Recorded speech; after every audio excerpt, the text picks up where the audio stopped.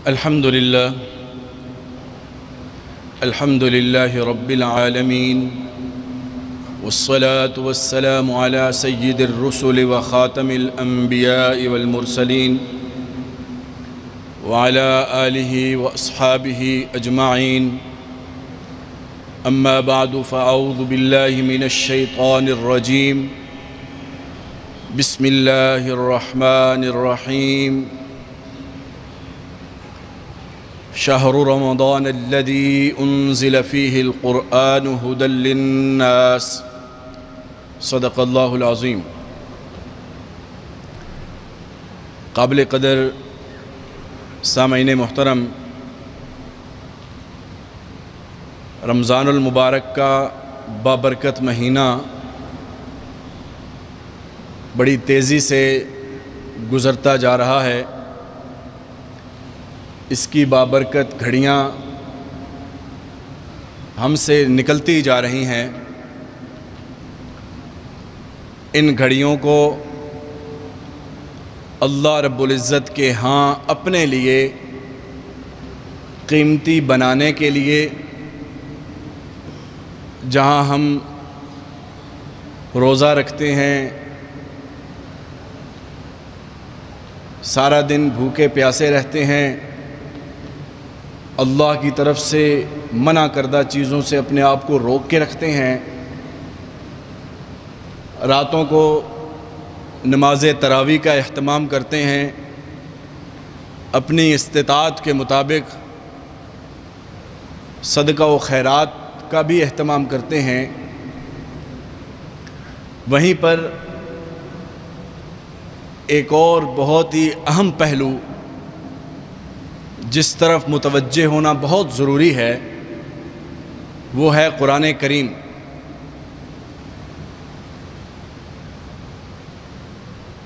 قرآن کریم کو رمضان کے ساتھ خاص نسبتیں ہیں.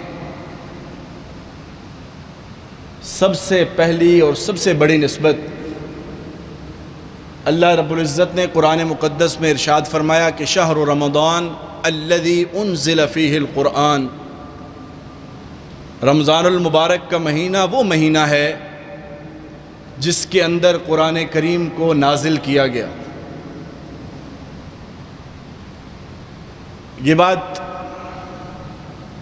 مفسرین نے بھی لکھی ہے، علوم القرآن کے علماء نے بھی لکھی ہے کہ قرآن کریم کا جو نزول ہے، پہلی دفعہ اللہ رب العزت نے آسمان دنیا پر سارے کا سارا قرآن یک بارگی آل ایٹ ونس نازل فرما دیا.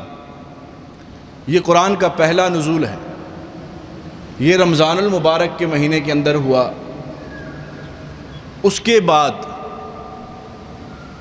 سرور دو عالم سید الکونین حضور اکرم صلی اللہ علیہ وسلم کے قلب اطہر پر حسب ضرورت اور حسب احوال آیات قرآن کریم کی نازل ہوتی رہیں.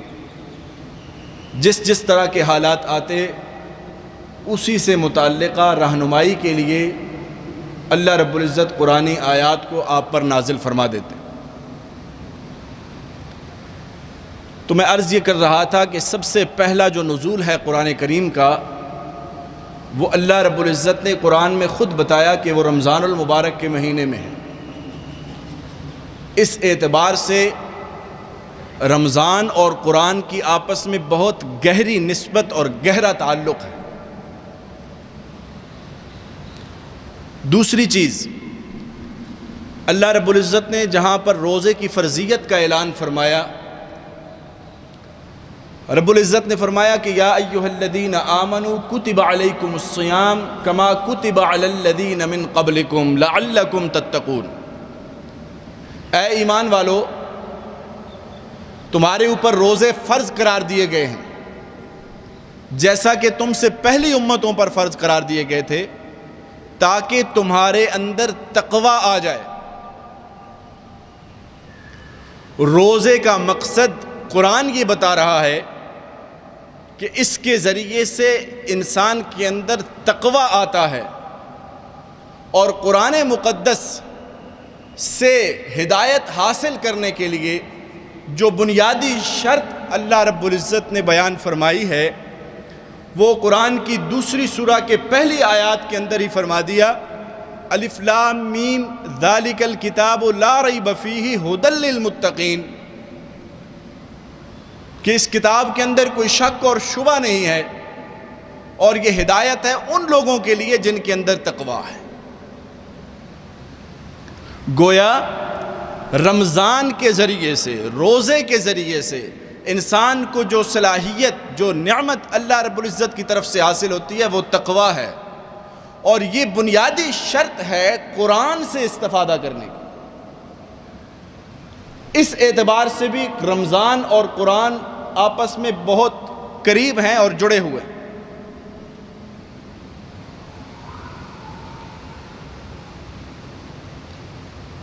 تیسری چیز جو ان دونوں کے درمیان نسبت اور تعلق کو قائم کرتی ہے، حدیث پاک کے اندر آتا ہے کہ قیامت کے دن روزہ بھی اور قرآن بھی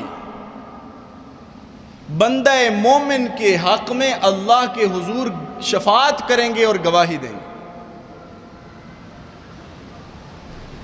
روزہ کہے گا، اے اللہ تیرے اس بندے کو دن کے اوقات میں نے کھانے اور پینے اور دیگر لذات کی چیزوں سے دور رکھا، لہذا میری سفارش اس کے حق میں قبول فرما۔ قرآن کی طرف سے کیا سفارش ہوگی؟ اے اللہ تیرے اس بندے کو رات کے اوقات میں قیام کی حالت میں کھڑے ہو کر قرآن میری تلاوت کرنے کی وجہ سے میں نے اس کو نیند سے دور رکھا، اللہ میری سفارش بھی اس کے حق میں قبول فرما۔ حدیث پاک کے الفاظ یہ ہیں، اللہ کے حبیب فرماتے ہیں کہ دونوں کی سفارش قبول کی جائے گی۔ یہ تو ہم نے سن رکھا ہے نا کہ قرآن جو ہے، قرآن کو چھوڑ دینے کی وجہ سے اللہ کے حبیب نے مقدمہ دائر کرنا ہے اللہ کی عدالت میں۔ سورہ فرقان میں اللہ رب العزت فرماتے ہیں، وقال الرسول یا ربی ان قوم اتخذوا ھذا القرآن مہجورا، رسول صلی اللہ علیہ وسلم فرمائیں گے، اے اللہ میری اس قوم نے قرآن کو چھوڑ دیا تھا۔ یہ ایک پہلو ہے، اور اگر قرآن کو چھوڑیں گے تو گواہی رسول دیں گے کہ انہوں نے قرآن کو چھوڑا تھا، اور اگر قرآن کی تلاوت اور قرآن کے ساتھ اپنا لگاؤ اور نسبت رکھیں گے اور اس کو اپنے سینے سے لگائیں گے تو پھر یہ قرآن خود اللہ کے حضور اور اللہ کے دربار میں ہمارے حق میں گواہی دے گا۔ اس اعتبار سے یہ تیسری نسبت ہے جو رمضان اور قرآن کی آپس میں، جس کی وجہ سے ان کا آپس میں تعلق قائم ہے۔ سامعین محترم، ایک چوتھی نسبت جس کے ذریعے سے قرآن اور رمضان آپس میں متعلق ہیں، جڑے ہوئے ہیں، وہ ہے کہ اللہ کا قرب حاصل کرنے میں رمضان بھی ایسا مہینہ ہے کہ جس کے ذریعے سے اللہ کا قرب حاصل ہوتا ہے، اور قرآن بھی ایسی اللہ کی کتاب ہے کہ جس کے ذریعے سے انسان اللہ کے قریب ہوتا ہے۔ کیسے؟ قرآن اللہ کی کتاب بھی ہے اور اللہ کا کلام بھی ہے۔ جب ایک آدمی اللہ کے کلام کی تلاوت کر رہا ہوتا ہے تو گویا وہ اللہ کے ساتھ ہم کلام ہوتا ہے، اللہ کے ساتھ گفتگو کر رہا ہوتا ہے، اور اس گفتگو اور ہم کلامی کی وجہ سے وہ اللہ کے قریب ہو جاتا ہے۔ یہاں پر ایک بات یاد آ رہی ہے، ایک بہت بڑے عالم گزرے ہیں، مولانا منظور نعمانی رحمۃ اللہ علیہ۔ وہ فرماتے ہیں کہ میں ایک جگہ سفر میں تھا اور ایک علاقے میں گیا، مسافر تھا، اور وہاں پر ایک آدمی کو میں نے دیکھا مسجد کے اندر، وہ کسی کتاب کا مطالعہ کر رہا تھا۔ تو میں اس کے قریب جب گیا اور دیکھا تو وہ کتاب میری لکھی ہوئی کتاب تھی۔ فرماتے ہیں کہ مجھے اب اس بندے کے ساتھ کوئی تعلق نہیں ہے، نسبی تعلق بھی نہیں ہے، خونی تعلق بھی نہیں ہے، محلے داری کا تعلق، کوئی تعلق نہیں ہے، مسافر ہیں گے۔ فرماتے ہیں کہ اس بندے پہ مجھے پیار آنا شروع ہو گیا۔ اور اس کے بعد فرماتے ہیں کہ میرے دل میں خیال آیا اور میری آنکھوں سے آنسو آ گئے کہ ایک عام آدمی، میں ایک عام انسان، اپنی لکھی ہوئی کتاب پڑھنے والے پر مجھے پیار آ رہا ہے، جس رب العزت کی کتاب کو پڑھنے والے کو اپنے بندے پر کتنا پیار آتا ہوگا، وہ بندہ کتنے قریب ہو جاتا ہوگا اپنے رب کے، کہ میں تو ایک پتہ نہیں اتنی قدر کر سکتا ہوں کہ نہیں کر سکتا، لیکن بہرحال ایک انسان کی استطاعت کتنی ہوتی ہے کسی کے احسان کی قدردانی کی، لیکن رب العزت سب سے بڑی قدردان ذات ہے۔ اگر کوئی بندہ اس کی کتاب کو اپنے سینے سے لگائے گا، اس کا مطالعہ کرے گا، اس کی تلاوت کرے گا، تو رب العزت کو کتنا پیار آئے گا اس میں۔ اس اعتبار سے قرآن کریم اللہ کے قرب کا ایک بہت بڑا ذریعہ ہے۔ روزے پہ آ جائیے، روزہ بھی اللہ کے قرب کا ذریعہ ہے۔ حدیث پاک کے اندر آتا ہے کہ ہر عمل کا اجر اور ثواب اللہ رب العزت عطا فرمائیں گے، لیکن حدیث قدسی کے اندر حضور اکرم صلی اللہ علیہ وسلم فرما رہے ہیں کہ اللہ رب العزت نے فرمایا کہ جو روزہ ہے یہ میرے لیے ہے اور میں ہی اس کا اجر دوں گا، اور ایک دوسری روایت میں ان الفاظ کے ساتھ موجود ہے حدیث کہ روزہ میرے لیے اور میں خود ہی اس کا اجر ہوں۔ سامعین محترم، اندازہ لگائیے کہ روزہ اللہ کے قرب کا کتنا بڑا ذریعہ ہے۔ یہ ساری باتیں عرض کرنے کا مقصد کیا ہے؟ یہ نسبتیں بیان کرنے کا مقصد کیا ہے؟ کہ قرآن اور رمضان کی آپس میں اتنی نسبتیں ہیں، کہ تو چند ایک بیان کی ہیں، وقت کی قلت ہے، اس لیے اب اپنے اصل موضوع کی طرف آتا ہوں۔ یہ بیان کرنے سے مقصود کیا ہے کہ جہاں پر ہم اس مبارک مہینے کے اندر دیگر عبادات کی طرف متوجہ ہیں، وہیں پر ہمیں اس کتاب کی طرف بھی متوجہ ہونا ہے، کیونکہ اس کتاب کو خاص نسبتیں ہیں اس مہینے کے ساتھ، جن میں سے چند ایک عرض کروں۔ حضور اکرم صلی اللہ علیہ وسلم کی سیرت طیبہ جو ہمارے لیے بہترین نمونہ ہے، آپ کی حیات طیبہ کا، آپ کی سیرت طیبہ کا مطالعہ فرمائیے، یہ بات سامنے آتی ہے، آپ کی حدیث میں آتا ہے کہ آپ اس مہینے کے اندر جبرائیل علیہ السلام جتنا اس وقت تک قرآن نازل ہو چکا ہوتا تھا اس کا دور آپ کے ساتھ فرمایا کرتے تھے، ہر سال رمضان میں۔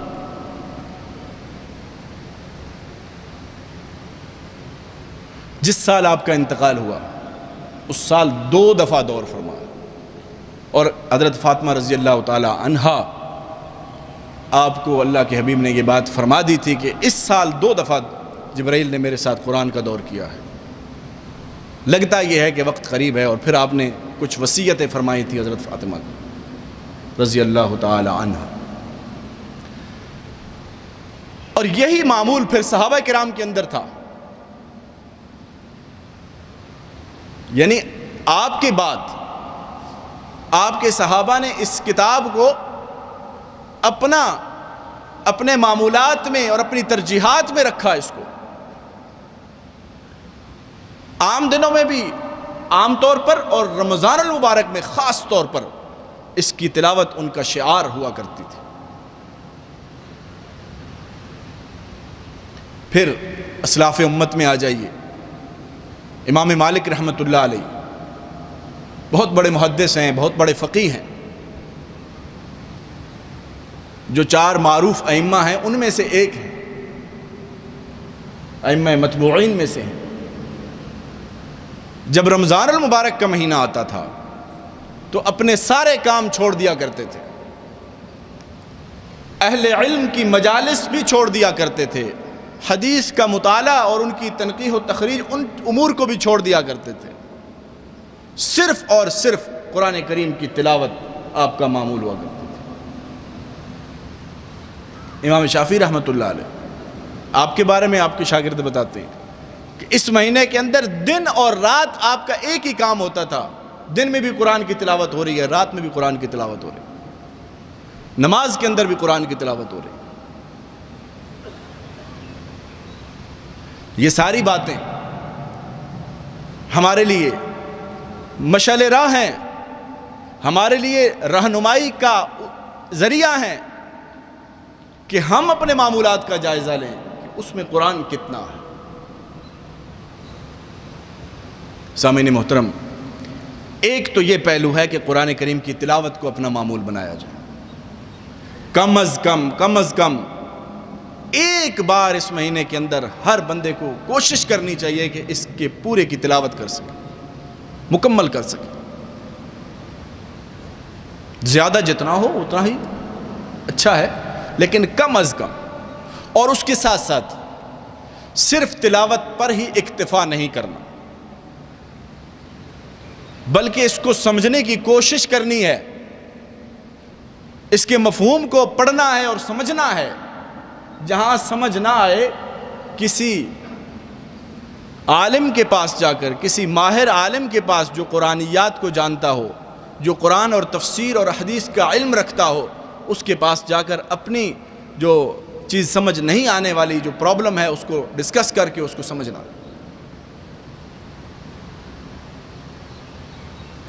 کیونکہ قرآن کریم کا مقصد ایک تلاوت تھا، یہ ثواب سے خالی نہیں۔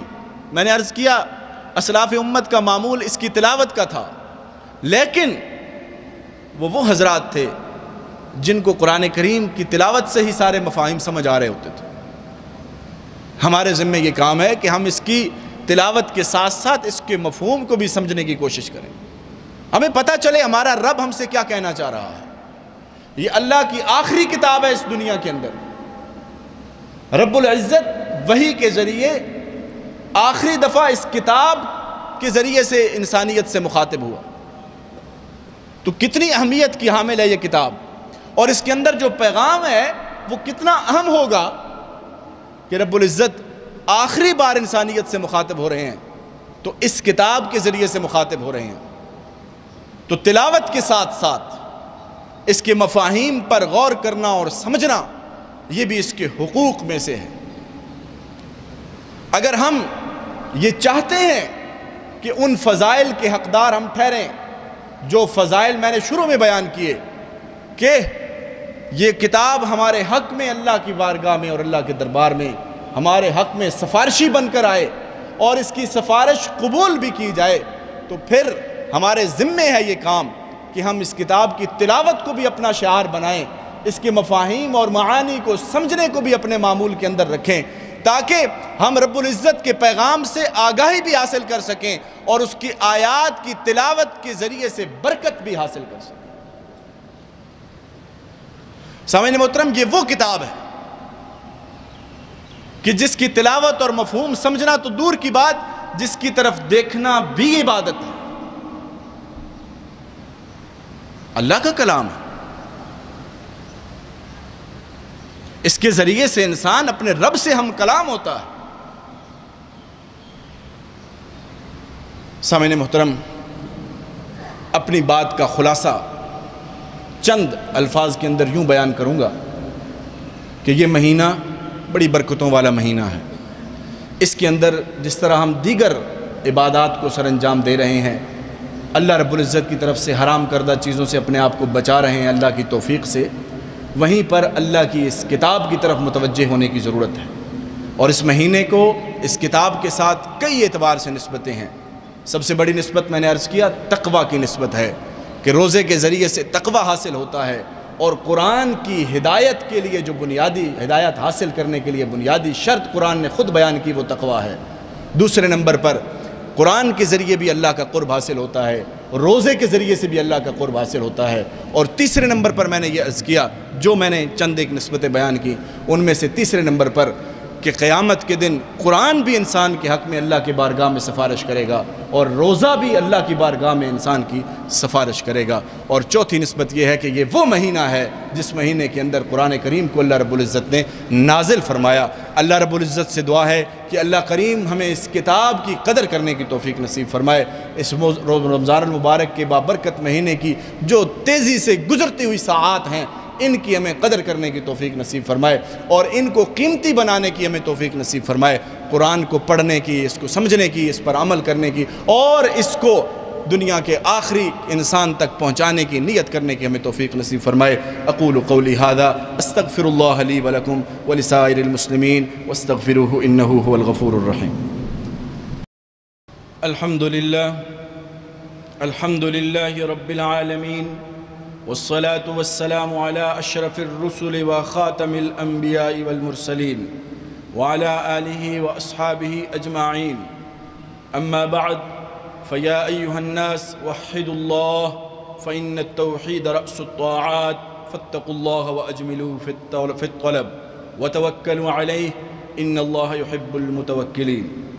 أيها المسلمون، يقول الله تعالى في محكم كتابه: شهر رمضان الذي أنزل فيه القرآن هدى للناس وبينات من الهدى والفرقان، وقال سبحانه وتعالى: إنا أنزلناه في ليلة القدر وما أدراك ما ليلة القدر ليلة القدر خير من 1000 شهر۔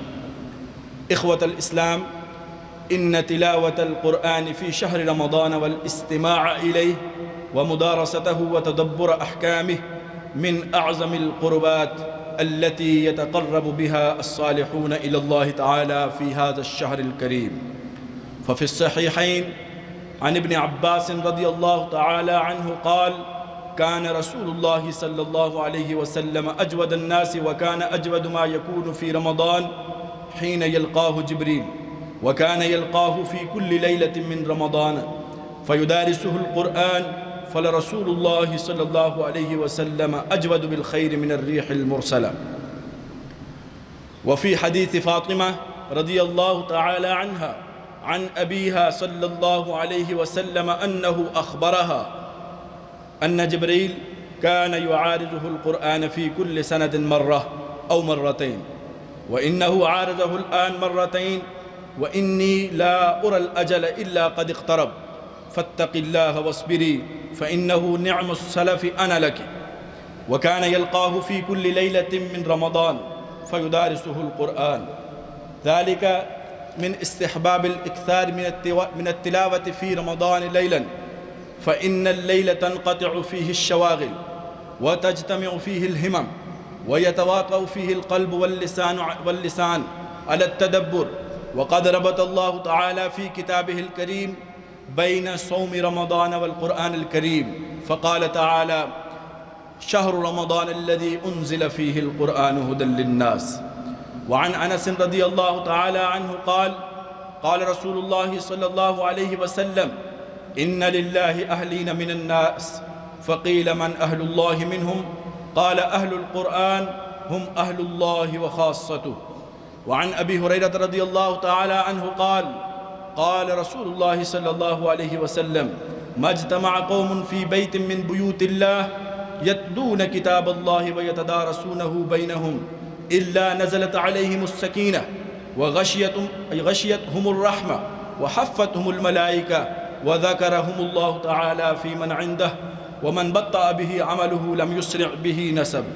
أيها المسلمون، القرآن والصيام يشفعان يوم القيامة للصائمين القائمين بالقرآن، فعن عبد الله بن عمر رضي الله عنه أن رسول الله صلى الله عليه وسلم قال: الصيام والقرآن يشفعان للعبد يوم القيامة، يقول الصيام: أي رب منعته الطعام والشهوات بالنهار فشفعيني فيه، ويقول القرآن: منعته النوم بالليل فشفعني فيه، قال: فيشفعان۔ وعن سالم عن أبيه عن النبي صلى الله عليه وسلم قال: لا حسد إلا في اثنتين: رجل آتاه الله القرآن فهو يتلوه آناء الليل وآناء النهار، ورجل آتاه الله مالا فهو ينفقه آناء الليل وآناء النهار۔ عن أبي هريرة رضي الله تعالى عنه عن النبي صلى الله عليه وسلم قال: يجيء القرآن يوم القيامة فيقول: يا رب حله، فيلبس تاج الكرامة، ثم يقول: يا رب زد، فيلبس حلة الكرامة، ثم يقول: يا رب ارضى عنه، فيرضى عنه، فيقال له: اقرأ وارقى وتزاد بكل آية حسنة۔ أيها المسلمون، كان السلف يتلون القرآن الكريم في شهر رمضان في الصلاة وغيرها، فكان محمد بن إدريس الشافعي رحمه الله تعالى يختم في شهر رمضان 60 ختمة ما منها إلا في صلاة. وقال ابن عبد الحكم كان مالك رحمه الله إذا دخل رمضان نفر من قراءة الحديث ومجالسة أهل العلم وأقبل على تلاوة القرآن من المصحف. وقال عبد الرزاق كان سفيان الثوري إذا دخل رمضان ترك جميع العبادة وأقبل على تلاوة القرآن. وكانت عائشة رضي الله تعالى عنها تقرأ في المصحف أول النهار في شهر رمضان فإذا طلعت الشمس نامت. فلقد كان سلفنا الصالح يتخذون من شهر رمضان فرصة لمدارسة القرآن ومعرفة أخلاقه وأحكامه. ولم يقتصر الأمر على التلاوة فقط كما يفعل كثير من الناس اليوم. وينبغي ألا يهجر القرآن طوال وقته لأن الله تعالى ذم الذين يجهرونه وقال قال الرسول يا رب إن قوم اتخذوا هذا القرآن مهجورا. ومن هجران القرآن ألا يكون الإنسان مهتما به طوال العام إلا قليلا. ومن هجرانه كذلك أنه إذا قرأه لم يتدبره ولم يتعقله. ومن هجرانه أن القارئ يقرأه لكنه لا يطبقه ولا يعمل بتعاليمه. وأما الذين يقرؤون القرآن طوال عامهم فهم أهل القرآن الذين هم أهل الله وخاصته. اللهم اجعلنا منهم واجعلنا من الذين يستمعون القول فيتبعون أحسنه. أقول قولي هذا أستغفر الله لي ولكم ولسائر المسلمين واستغفروه إنه هو الغفور الرحيم.